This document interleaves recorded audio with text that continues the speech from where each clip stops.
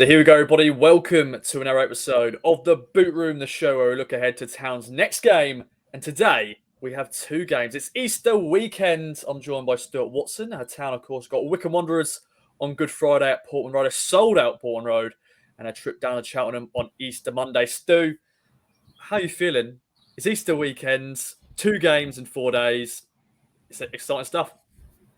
Isn't it nice to be going into one of these Easter weekends with some excitement and something riding on it? It's been a long time coming for Ipswich Town, and these Easter weekends always feel quite significant in shaping things at this stage of the season. So let's see if Ipswich can keep on rolling, eh?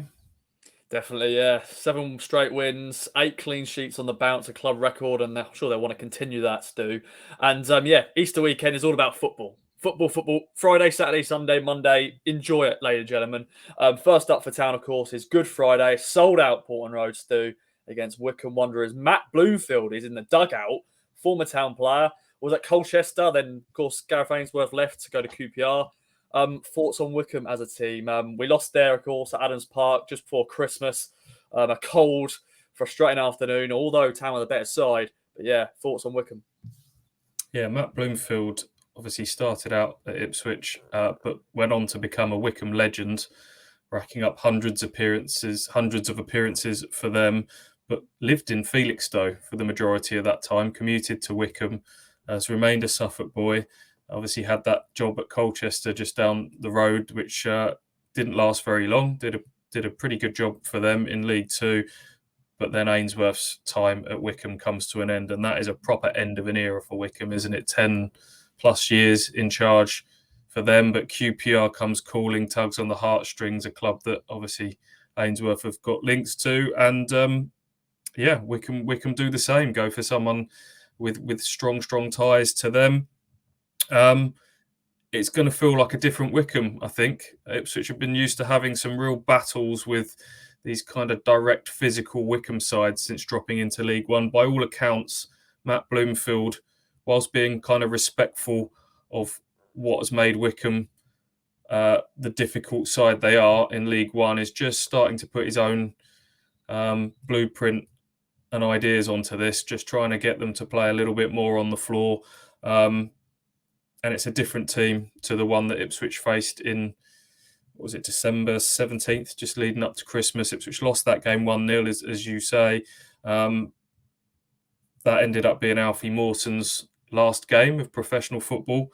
Had to retire with a knee injury off the back of that. Maybe explains why he gave it the big one to the Ipswich fans behind the goal after that game. Maybe he knew that was his last game, but the goalkeeper Striek was involved in that as well, Scowen as well. So I'm sure Ipswich fans that were there that day haven't forgotten that. They might be 2 players coming in for a bit of stick.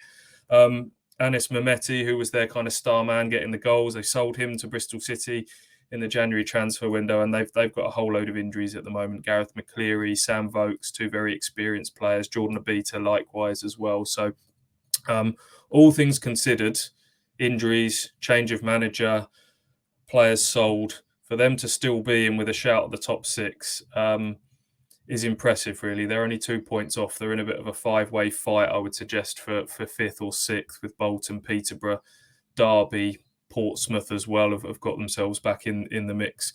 A different team to the one that Ipswich faced in December, and I would argue Ipswich are a better team now than the one that went to Adams Park in that game as well. Yeah, definitely. And let's move on to Easter Monday then, Stu. Cheltenham Town, they play Lincoln City away on Good Friday, but then Town travel down to Cheltenham Town. A team that has frustrated the Blues. 2 draws and a defeat against Cheltenham in the last 3 encounters. Of course, Town had 31 shots at Portland Road early in the season. They're 16th as of this recording. Of course, I said they're playing Good Friday. Thoughts on them? Wade Elliott in charge, doing not a bad job. Mid-table, I think they're pretty much safe. I think there's worse off teams than them. Yeah, thoughts on them? Yeah, I'm just trying to think of those 3 games. So there was the defeat in the early days of Paul Cook, which was the long throw that undid Ipswich from Tozer in the final stages of that game. That was 2-1, wasn't it? Yeah. Matt Penny had put them ahead and they lost 2-1. was it 0-0 at Portman Road Yeah. last season? A lot of time wasting from memory. One of those sort of frustrating afternoons. And then this season, it looked like Ipswich had done the hard part by getting an early goal. Luke Wolfenden scored at a corner, I think, didn't he? And that was inside the opening 10 minutes, but Ipswich just switched off a little bit, conceded a poor goal when Ryan Broom beat Walton at his near post, didn't he? And it was one of those days where they just had loads and loads of chances, but couldn't take one. But as you say, Cheltenham come into this, I think, pretty much safe. 10 points clear of the drop. They're 6 unbeaten at the moment. Have won 3, drawn 3 of their last 6 games. They were 2-0 up against Sheffield Wednesday recently. That ended up 2-2. They beat Peterborough 3-0. They beat Exeter, who are a decent side. Alfie May, 16 goals, has continued on his form from last season. He's in a bit of red-hot form at the moment, 5 in the last 6. So, potentially a tricky game for Ipswich, hot off, second game in 4 days. It's a potential banana skin on Easter Monday.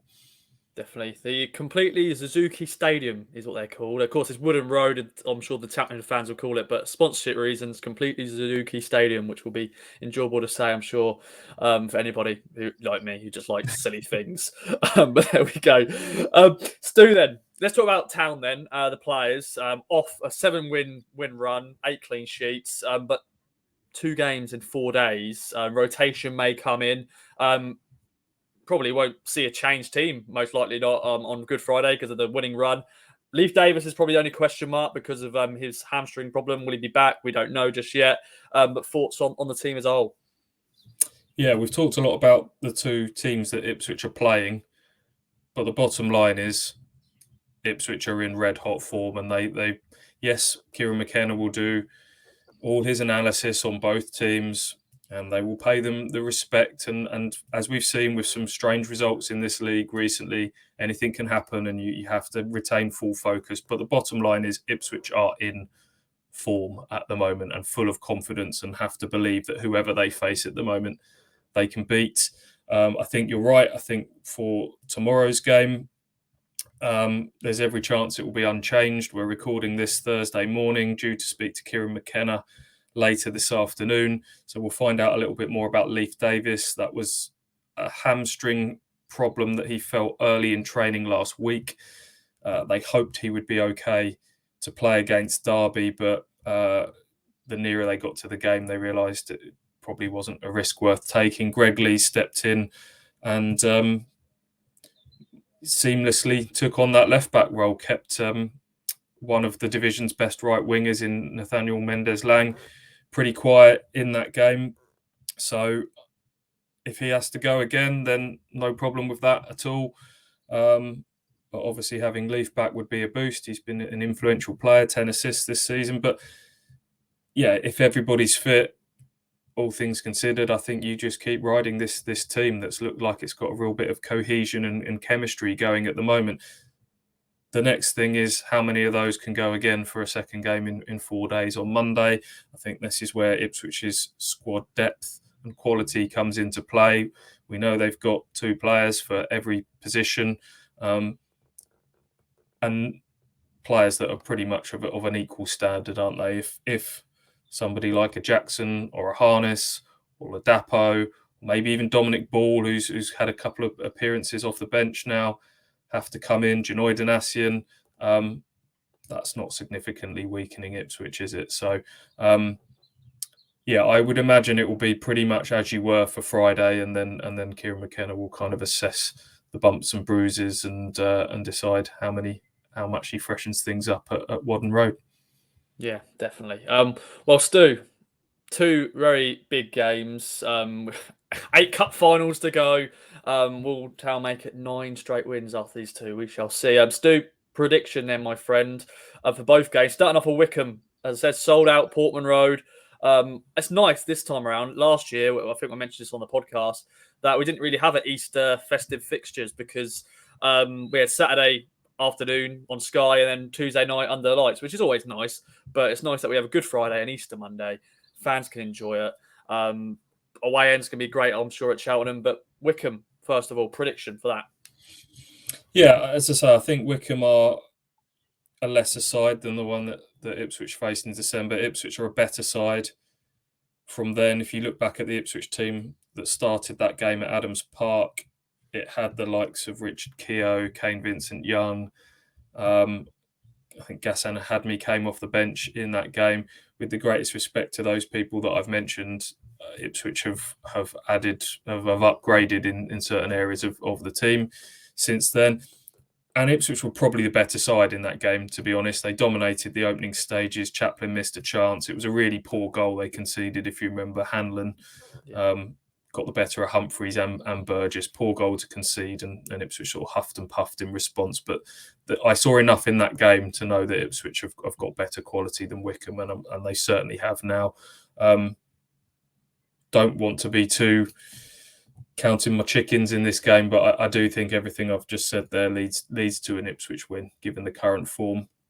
I know your prediction because we've already done a podcast this week, and I decided to be a little bit different. I'd add a goal on top, so I'll go with a 3-0 win.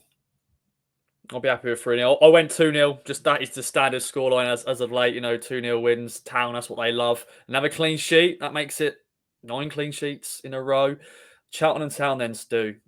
I don't want to call them bogey side, but they are in a way. The last 3 games against them. Prediction for that one? Yeah, as I said, I think this is because it's away from home, because it's the second of the 2 games in quick succession, because they've been a bit of an awkward side for others recently. This has got the potential to be a bit of a banana skin. But hopefully this is where Ipswich's squad depth comes into play, and Cheltenham might just run out of steam a bit. They're not going to have the options to freshen things up to the same degree that Ipswich have come Monday. So, yeah, hopefully this is where 1 or 2 squad players really prove their worth and are able to keep Ipswich Town going. I can't not predict another Ipswich Town win at the moment. The way we're feeling about them, having gone to Bolton and won, having gone to Derby and won, I have to say another Ipswich win. I can't quite bring myself to say that the clean sheet run will carry on. So I'll say 2-1 on this occasion. 2-1 to Ipswich. Yeah, you probably have seen our podcast, and we did these predictions, and I did the same. I went 2-1. I just feel, maybe this could be the game where we will concede a goal. I don't think we'll go the whole rest of the season without conceding. If we do, then fair play to the defence and Christian Walton. But maybe this game is the game we do concede, and 2-1 win will be a nice end to the Easter fixtures. 2 wins, 9 straight wins in the league. Incredible. Well, Stu, any other business from you, my friends? I'm just looking forward to 2 games over the Easter period.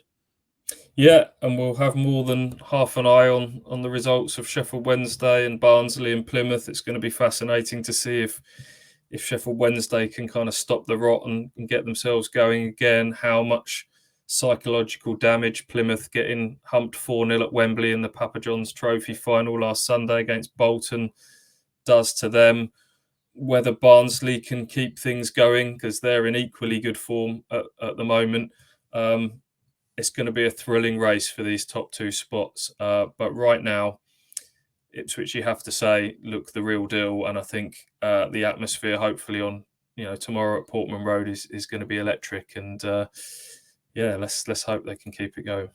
Definitely. Well, bring it on. Enjoy it if you're going. If you're not, follow the game with us on all the websites and all the stories and videos we'll be doing. And thanks for joining me, Stu. And everyone, have a good one. Bye-bye for now.